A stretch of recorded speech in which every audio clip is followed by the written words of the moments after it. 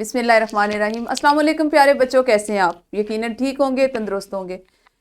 پیارے بچوں، آپ جانتے ہیں ہم پڑھ رہے ہیں اپنی اردو پنجم جماعت کے لیے، یعنی اردو کی 5ویں کتاب، اور اس میں ہم نے اپنا دوسرا سبق شروع کر رکھا ہے اور آج ہم اسے تیسرے حصے میں پڑھنے جا رہے ہیں جو ہے نعت۔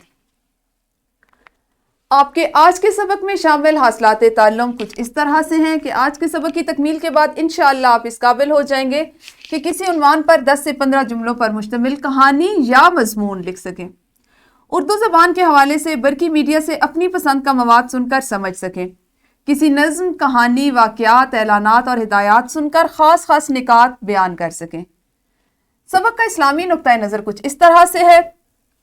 سورۃ العنکبوت میں آیا ہے کہ اور اللہ کا ذکر تمام نیکیوں سے بڑا ہے۔ پیارے بچوں، ہم مسلسل ایسی چیزیں سیکھ رہے ہیں، ایسی باتیں سیکھ رہے ہیں جن کو اگر ہم اپنی عملی زندگی میں، روزمرہ زندگی میں اپنائیں تو یقیناً وہ ہمیں اس جہان میں بھی فائدہ دیں گی اور اگلی زندگی اور اگلے جہان میں بھی فائدے کا باعث ہوں گی۔ ہمیں اللہ تعالیٰ حکم دیتے ہیں کہ اللہ کا ذکر تمام نیکیوں سے بڑھ کر ہے۔ ہمیں ہر حال میں اللہ تعالیٰ کا ذکر کرتے رہنا چاہیے، اس کا شکر ادا کرتے رہنا چاہیے۔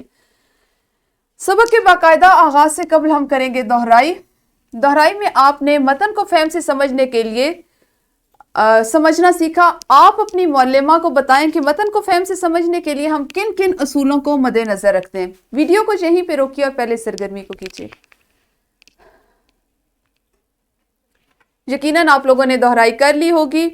آپ جانتے ہیں کل ہم نے نعت کے ابتدائی 4 اشعار پڑھے، ان کو سمجھا، ان کا مفہوم آپ نے سیکھا، ان میں شامل نئے الفاظ کا تلفظ اور معنی سیکھے۔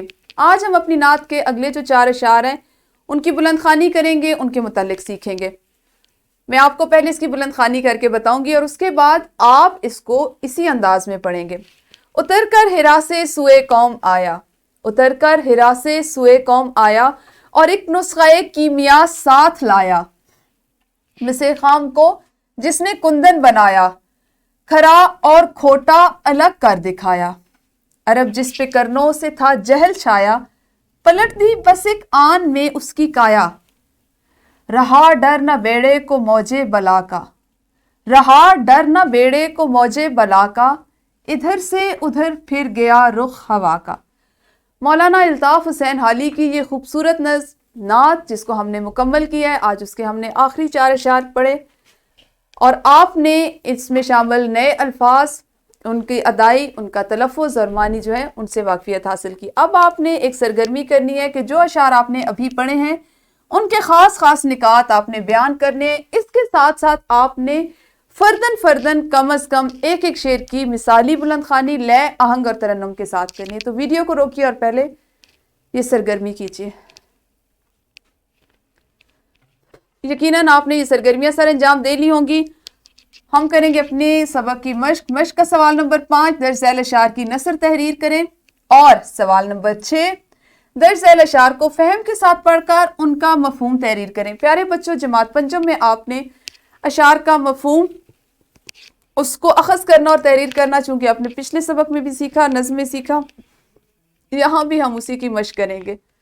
آپ کے سبق میں آج جو گھر کا کام شامل ہے اس میں سوال نمبر 8 ہے مضمون نویسی۔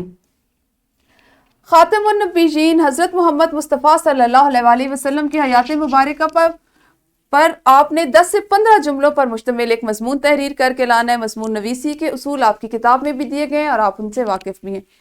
انہی اصولوں کو مد نظر رکھتے ہوئے آپ نے مضمون لکھنا ہے۔ اس کے علاوہ آپ نے ایک پروجیکٹ کرنا ہے۔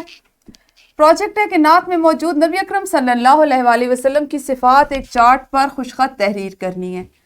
پروجیکٹ آپ آنے والے دنوں میں 2 سے 3 دن میں مکمل کر سکتے ہیں۔ اس کو آپ نے خوشنما انداز میں، دیدہ زیب انداز میں پیش کرنا ہے، اس لیے مکمل وقت لیں اور اس کو مکمل کیجیے۔